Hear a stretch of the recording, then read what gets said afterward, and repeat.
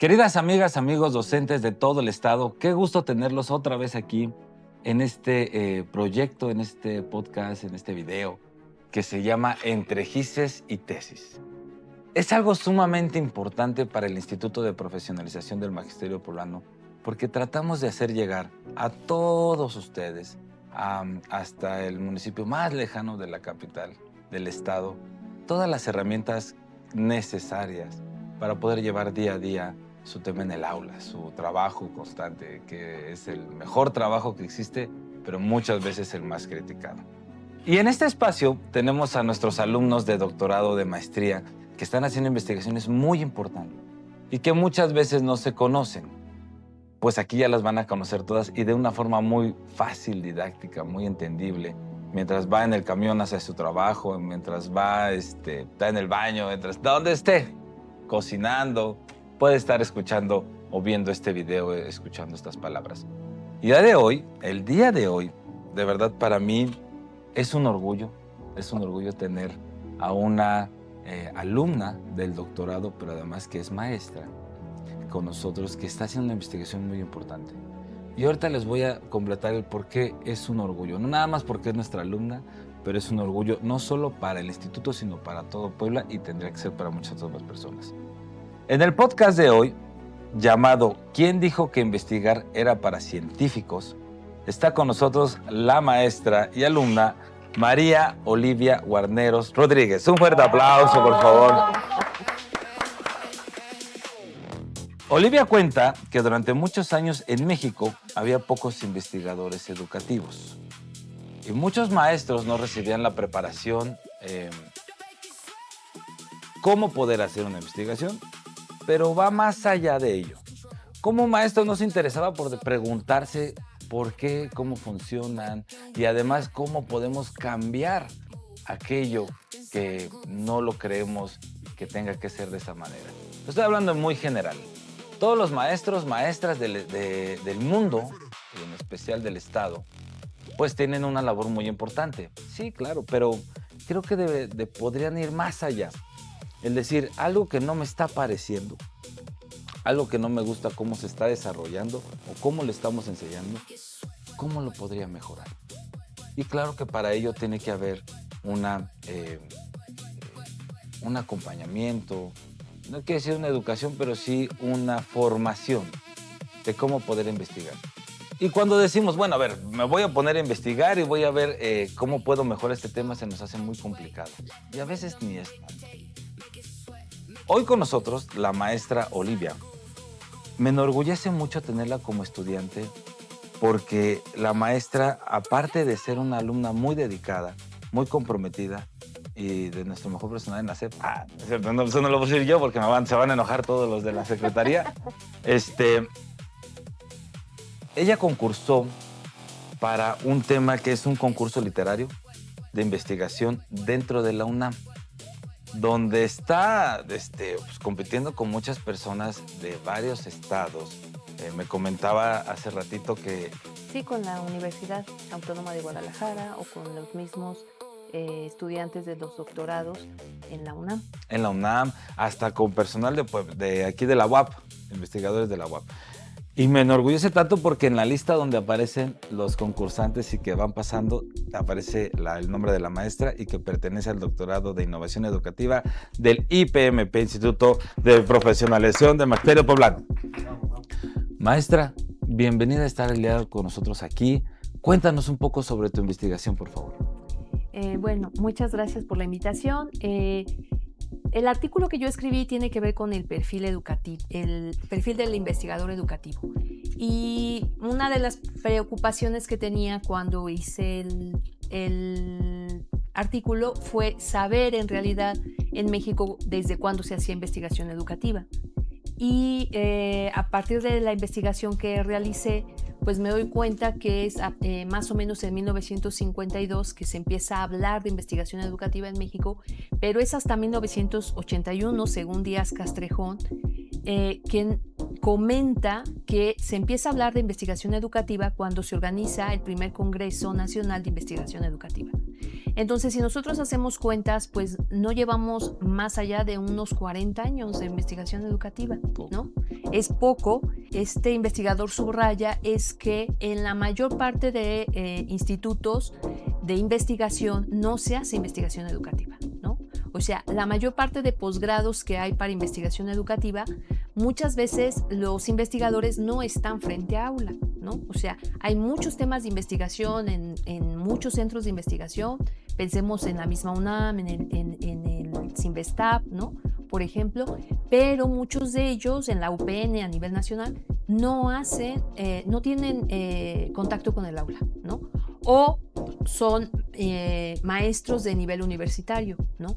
Pero muy pocos de ellos son realmente docentes que están frente a aula, por ejemplo, en niveles como básica, ¿no? Primaria o secundaria, o en media superior.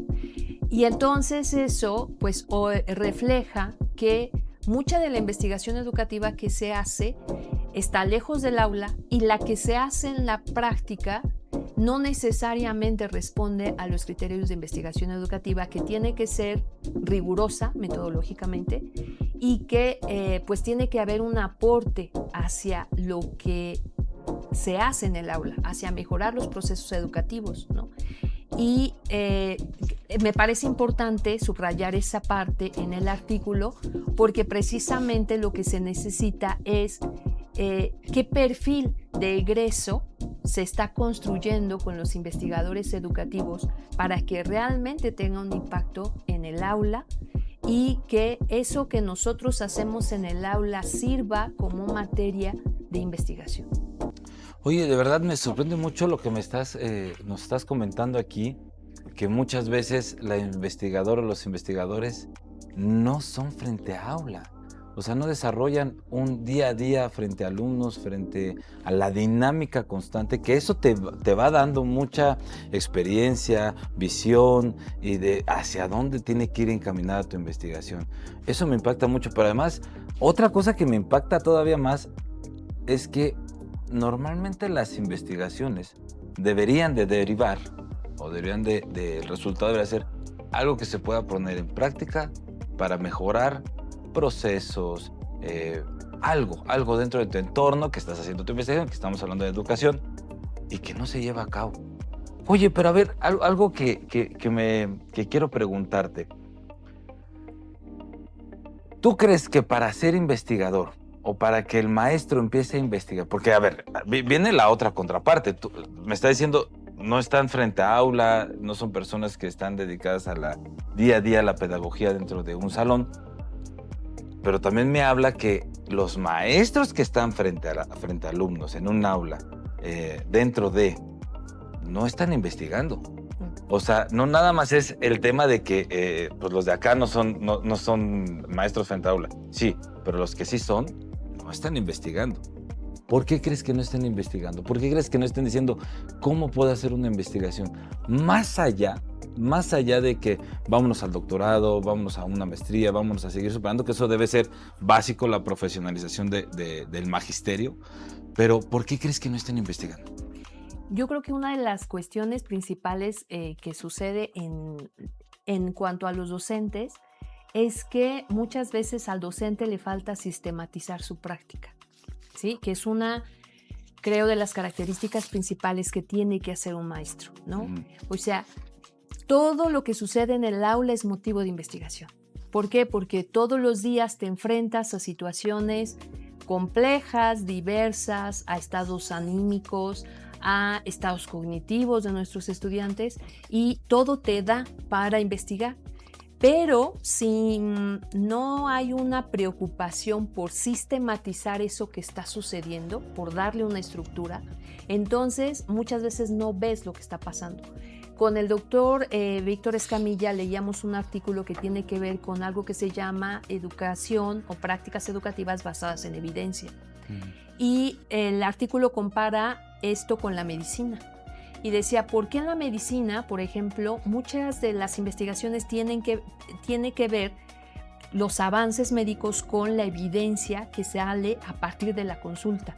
O sea, de cómo la consulta arroja, ¿no?, cosas sobre lo que están viviendo los pacientes. Y entonces de ahí se van haciendo investigaciones que dan una evidencia de lo que realmente funciona. Bueno, eso mismo debería de suceder en las aulas. O sea, ¿qué evidencia tienes para decir que un proceso está funcionando? Que una metodología está logrando lo que tú estás diciendo que puede lograr, ¿no? Y entonces cuando tú hablas, por ejemplo, de un perfil de egreso, ya sea en básica, en media superior, ¿a dónde está apuntando tu práctica para lograr ese perfil de egreso? Entonces, esas son cosas que el maestro tendría que preguntarse, pero además que tendría que sistematizar. Y el artículo que leíamos con él decía precisamente eso, que mucho de lo que se hace en educación tristemente responde a prácticas que tienen que ver con tradiciones o con creencias y no con un perfil científico, ¿no? O sea, de decir, a veces pareciera que nos pasa como en los hogares con los papás. Los papás intuitivamente creen que están educando, ¿no? Intuitivamente creen que hacen lo mejor para sus hijos, esté bien o mal, ¿no? Pero intuitivamente creen que es lo mejor. ¿En qué evidencia basas eso? Y entonces va a decir, es que a mi abuelita le funcionaba. Sí, pero el contexto de tu abuelita es de hace 20 años. Pues la chancla simplemente, ¿no? A mi abuelita le funcionaba la chancla, a mi mamá también, pues yo también lo voy a hacer, ¿no? Exacto. Y no es una evidencia científica, sino es una creencia, ¿no? Entonces, en el artículo que leíamos hablaba de eso y creo que es algo muy real, ¿no? Muchas veces lo que sucede en el aula no hay evidencia de que funcione. Y entonces, ¿cómo evidencias que el trabajo que estás haciendo en el aula funciona? Oye, pero a ver, esto, híjole, es un temota. Es un temota. A ver, un maestro, una maestra que está desarrollando su día a día dentro de un aula, al no preguntarse o cómo poder arreglar, vamos a manejar palabras más coloquiales, ¿no? ¿Cómo poder arreglar la situación con los alumnos? El tema del perfil de egreso. ¿Cómo hacer para que esto cambie? ¿Cómo hacer para que el alumno sepa lo que tiene que hacer? A veces el maestro dice, bueno, es que, a ver, yo podré cambiar mi clase, pero ¿cómo puedo cambiar a los demás maestros? Ahí es donde debería de entrar la investigación. ¿Por qué está pasando esto? ¿Cómo lo puedo cambiar? Y al hacerlo metodológicamente puedes hacer que todos puedan utilizar tu investigación, porque en una investigación debe traer, pues, antecedentes, hipótesis, todo. Y entonces ya lo estableces como qué es lo que se debería de hacer. Okay. Ahora, el maestro dice, bueno, pero para hacer todo eso que me están diciendo se escucha muy complejo. Y con trabajos tengo el tiempo para poder hacer mi clase del día de mañana. Pues con trabajos tengo tiempo para poder revisarle a los alumnos de sus trabajos, sus exámenes, etc. ¿Cómo le podría decir a un maestro, a ver, maestro, no es tan complicado? Me dijiste, lo primero que tienes que hacer es interesarte, preocuparte o preguntarte, ¿no? Y después, ¿qué tendría que hacer un maestro para decir, ¿cómo puedo hacer este tema de investigación sin que me sea tan complejo y sin que diga, o hago eso o hago mi día a día dentro del aula? Yo creo que parte precisamente de ver qué es lo que estás observando en clase. Si le preguntas a muchos maestros cuál es su principal problema en el aula, muchos van a decir el comportamiento.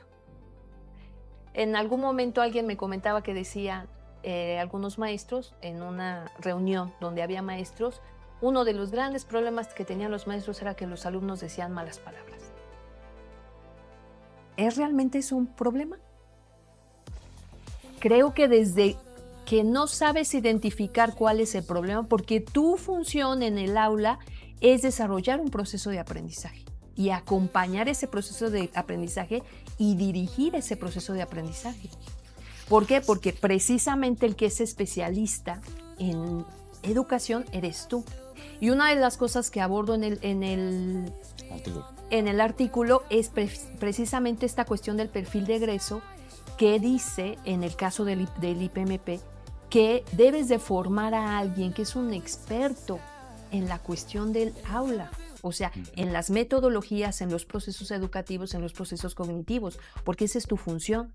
Entonces, cuando tú haces cualquier actividad en el salón, nada más con que te pares en el salón y tú veas cómo entran los alumnos, en dónde se sientan, cómo se comportan, cómo hablan entre ellos, cómo se dirigen a ti, quién se queda callado, tú ya tienes muchísimas cosas de dónde tomar y decir, ¿cuál es la problemática que hay aquí?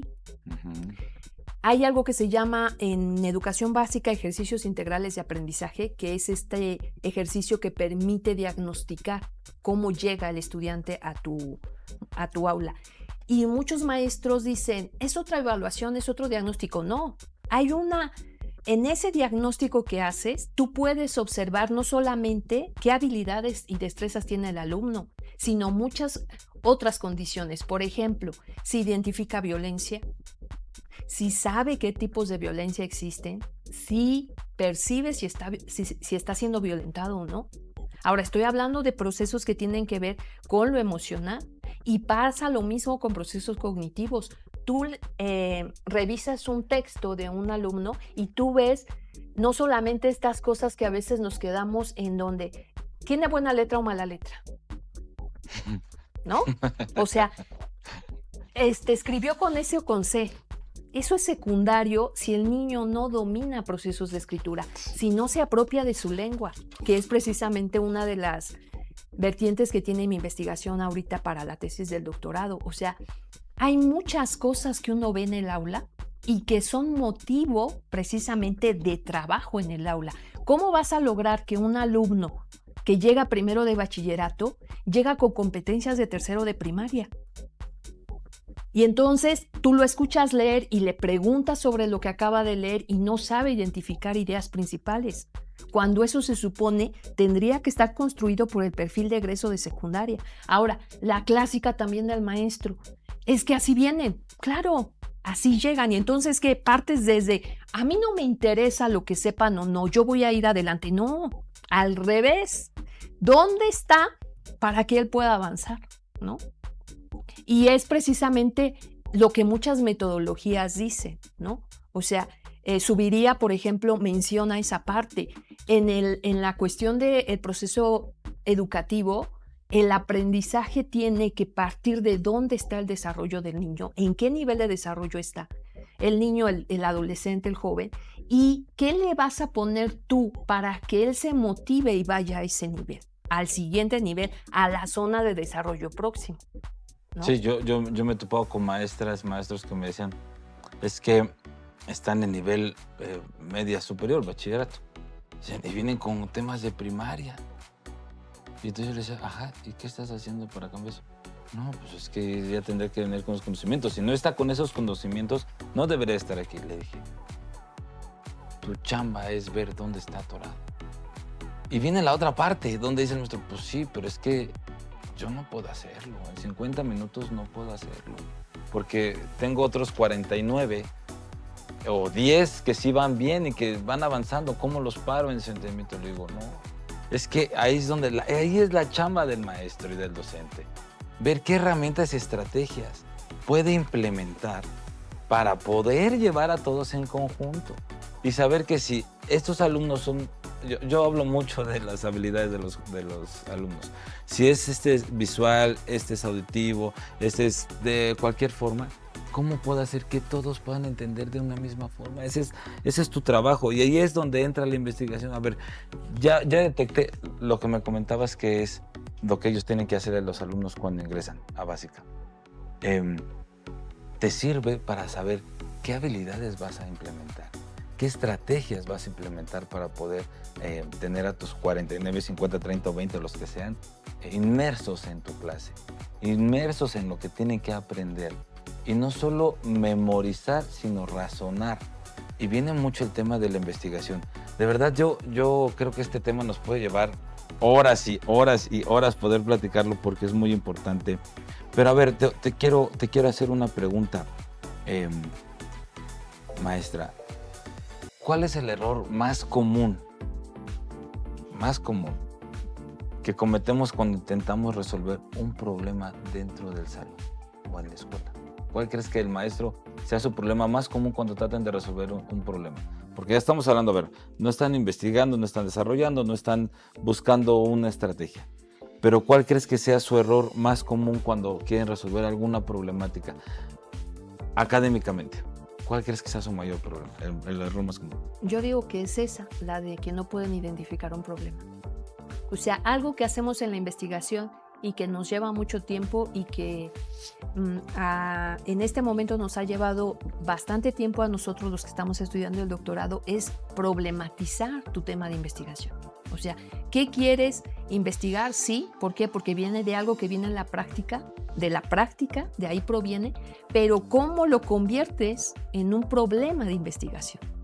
Entonces, creo que es lo mismo que pasa en el aula. O sea, tú tienes muchas cosas ahí, lo que decía de los niños dicen malas palabras, ¿no?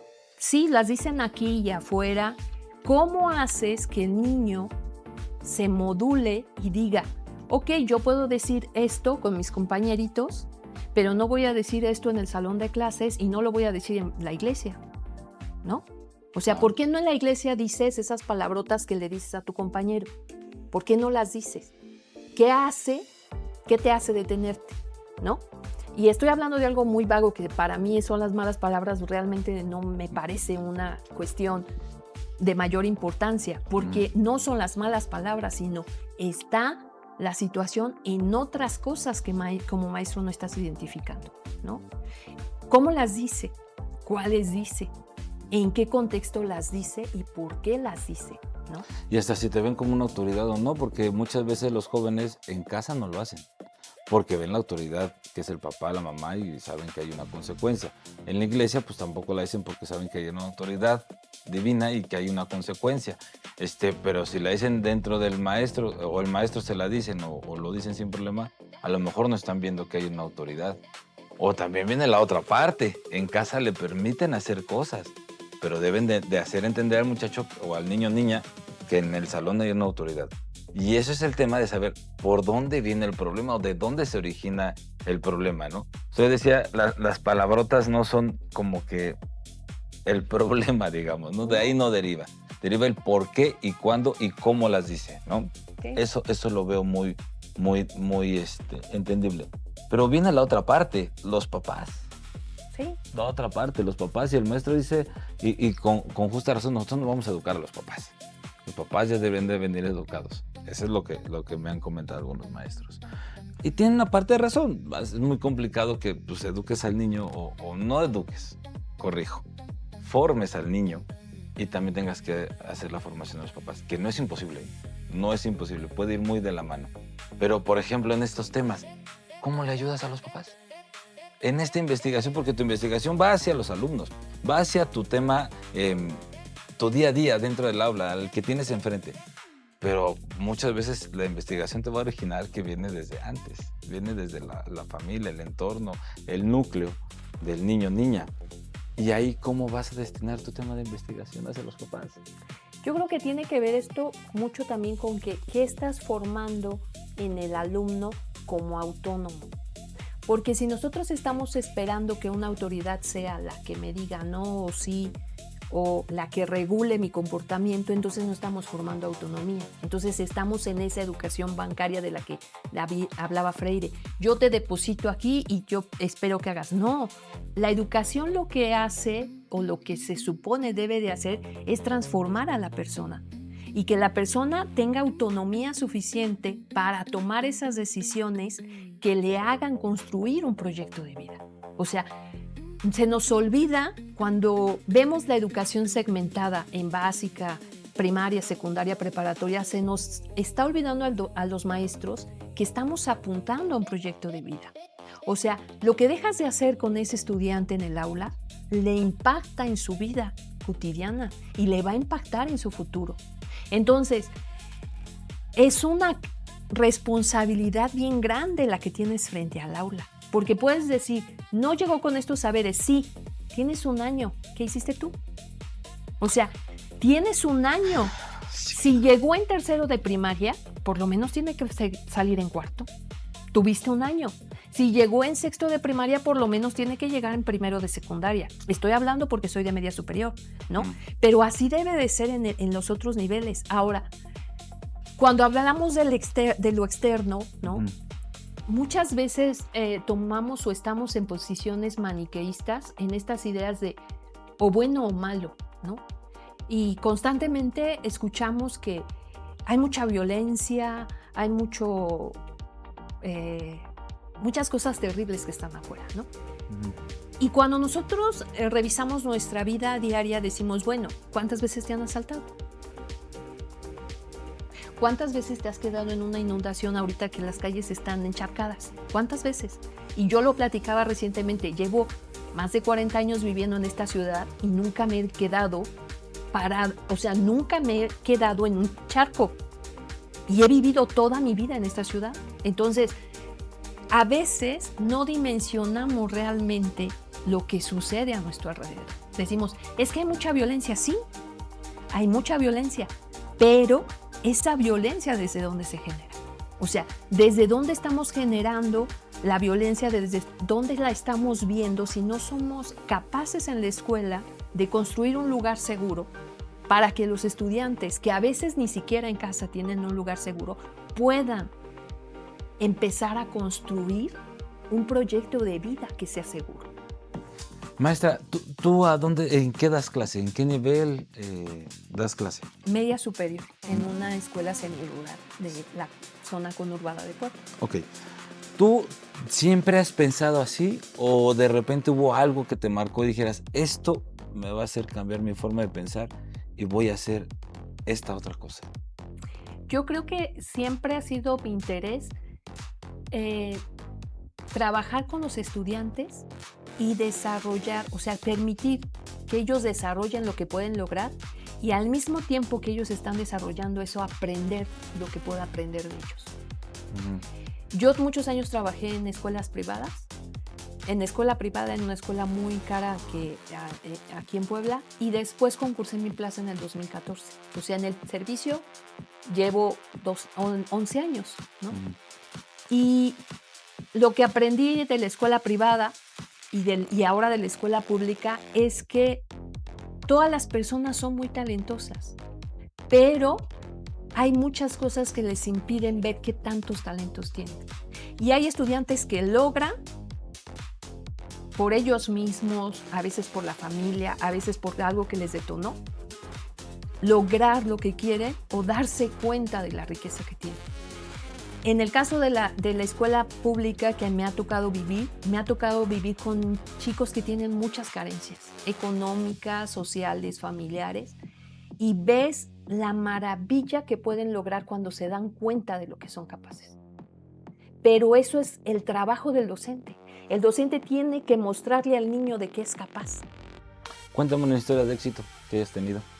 Así que digas, este niño o niña tenía problemáticas, su vida era complicada, su situación social, emocional, era muy complicado y ahora tuvimos esta historia de éxito con él. Tengo actualmente una estudiante que tiene una situación muy complicada con su mamá. Ella se hace cargo de ella, a veces hasta económicamente, porque están las dos solas con una persona mayor, un abuelo mayor. Y es una excelente escritora. Y es una excelente estudiante en todas las materias. Su habilidad es contar historias, es una narradora nata. Y tiene muy buenos cuentos. Entonces, ella ha descubierto la posibilidad que tiene la escritura. O sea, cómo en la escritura puede vaciar sus miedos, sus preocupaciones, hace cuento de terror. Cuando la vida que tiene le ha mostrado lo difícil que es, a una edad muy joven, porque ni siquiera es mayor de edad, ¿no? Entonces, para mí es una historia de éxito. ¿Por qué? Porque aún ante la dificultad o las dificultades que le plantea la vida, ella encuentra precisamente en la escritura cosas que le permiten encontrarse a ella misma y conocerse a ella misma y saber de lo que es capaz. Ahí es donde creo que también es parte de la chamba del maestro, ver, o más bien, hacer que los chicos desfoguen todas esas emociones negativas, por esos problemas que traen desde casa, hasta esa parte donde se sienten menos, donde no les gusta su físico, porque además en medio superior pues es la edad, una de las edades complicadas. ¿Cómo poder encaminar o dirigir esos temas hacia un desfogue positivo, hacia algo positivo? Ya sea ejercicio, ya sea bueno para el deporte, para escribir, para la oratoria, para lo que quieran, pero algo positivo. Y muchas veces el maestro dice, ay no, este niño es problemático, es el niño problema, ya todos los conocemos, o la niña problema, es un caso perdido, que haga lo que quiera. Yo es más, hasta he escuchado que dicen, yo lo paso con Sella para que se vaya al siguiente año y ya no tenga nada que ver conmigo, y creen que esa es la solución. Yo creo que los maestros tienen, sí, mucha carga, sí, tienen mucha responsabilidad en su espalda, pero tienen un potencial enorme en las manos para poder cambiar sociedades, poder cambiar personas, poder cambiarle la vida y poder hacer de este país, de este mundo, mejores personas. Pero si bien no personas, yo siempre he dicho que personas felices, y me decían, ¿cómo feliz? O sea, no me refiero a feliz que andar brincando y sonriendo, no, felices que se sientan conforme con lo que están haciendo y quieran avanzar y tengan esa hambre de seguir creciendo y le encuentren lo positivo a la vida, que para mí creo que es lo más importante. Si un niño o niña no le encuentra lo positivo a la vida, se le cae todo. Si un niño, yo les decía mucho a mis hijos que todos los días trabajo para que ellos sonrían, sean felices. Y creo que eso deberíamos ser todos. Tratar de que las personas con las que nos topamos, nos cruzamos, estamos a un lado, aunque los veamos por 5 minutos, les tratemos de que sean felices, que saquen una sonrisa. ¿Por qué? Porque les podemos cambiar la vida. No lo sabemos. Y los maestros muchas veces no saben de cómo vienen de casa, no saben qué problemáticas tienen. Y otras tantas sí lo saben, pero prefieren voltearse y decir, no es mi tema, ¿no? Maestra, ¿qué diferencia existe entre un maestro que solo enseña y un maestro que también investiga? Yo creo que la diferencia está en la práctica. O sea, cuando tú investigas qué está sucediendo en tu práctica y por qué sucede lo que sucede, tienes la capacidad para observar qué es lo que tienes que poner en juego en la didáctica para que el niño aprenda. Pero no solamente para que aprenda, sino para que desarrolle las habilidades que tiene, para que alcance cierto desarrollo cognitivo que debe de alcanzar en el nivel que esté, y además para que empiece a desarrollar habilidades de pensamiento superiores, ¿no? Como el análisis, como la comprensión. En la nueva escuela mexicana se habla mucho de pensamiento crítico, ¿no? Y yo creo que esa parte es fundamental, la que tendría que trabajar el docente, que es que el niño se cuestione. O sea, el cuestionamiento, el asombro, decía Dewey, la perplejidad que tiene o que te enfrentas en la vida, ¿no? Es lo que debe de motivar al niño, ¿no? O sea, cuando te cuento esta historia de esta chica, ¿qué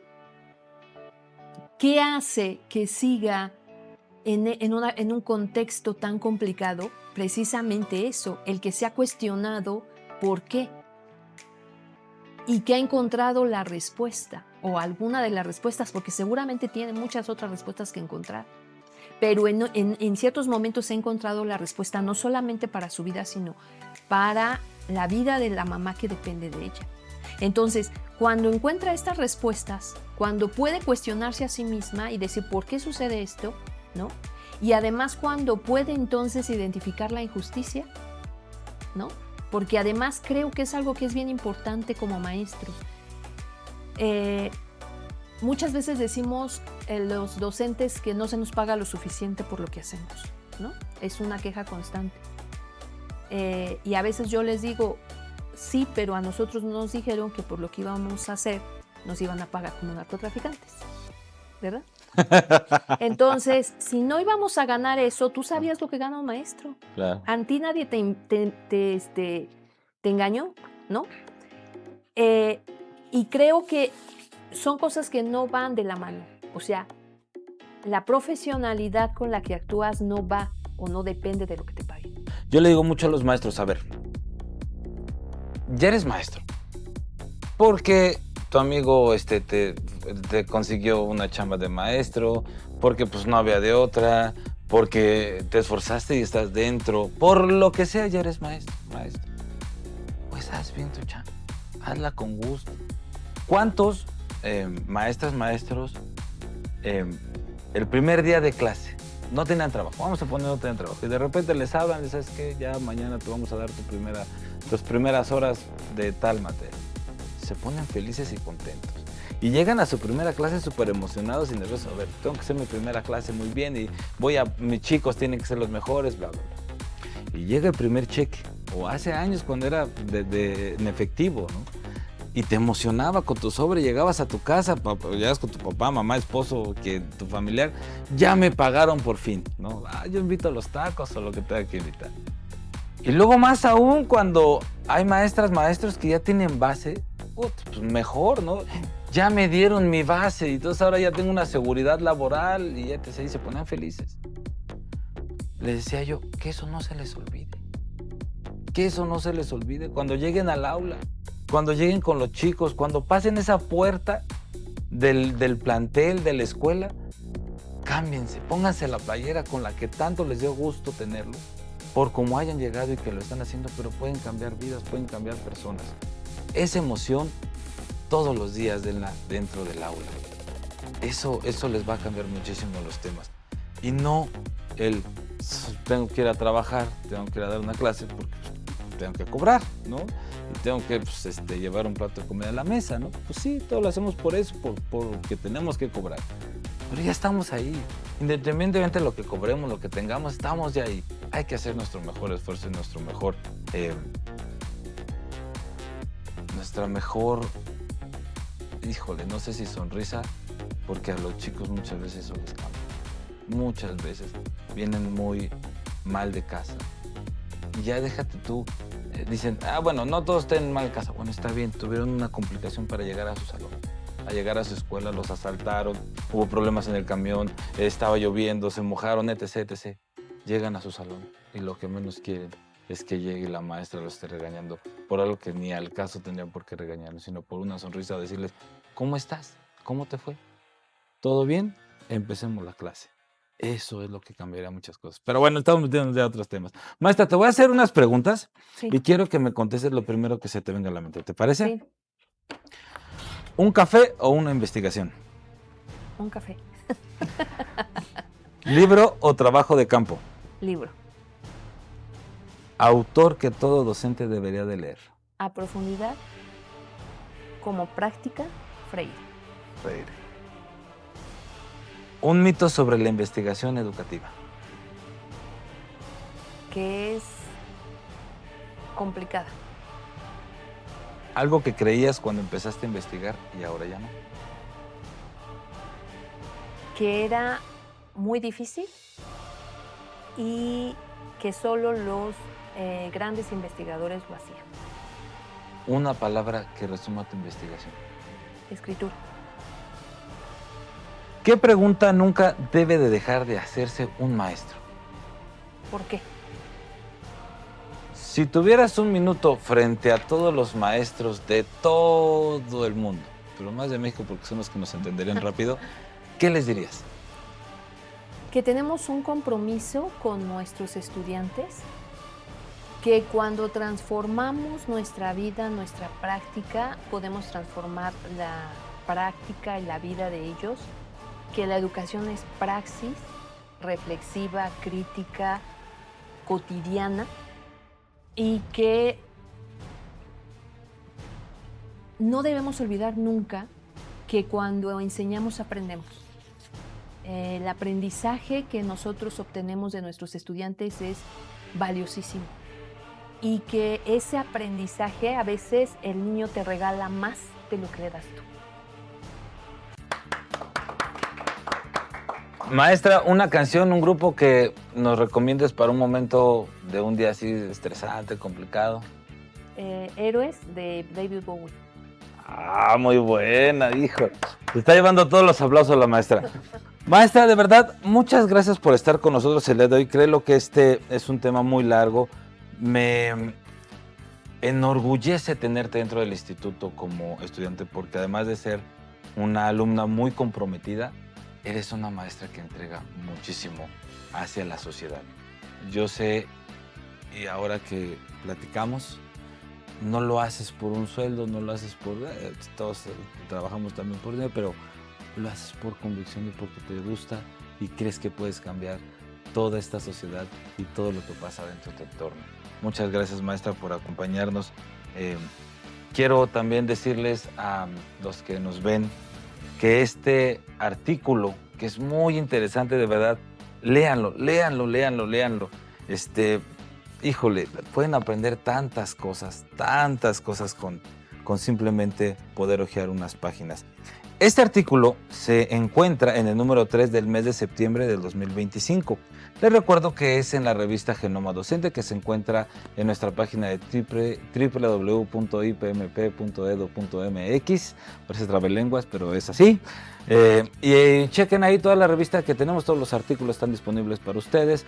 Este es el Instituto de Profesionalización del Magisterio Poblano y de verdad, maestra, muchísimas gracias por tenernos con nosotros y vas a venir muchas veces. Gracias por el espacio.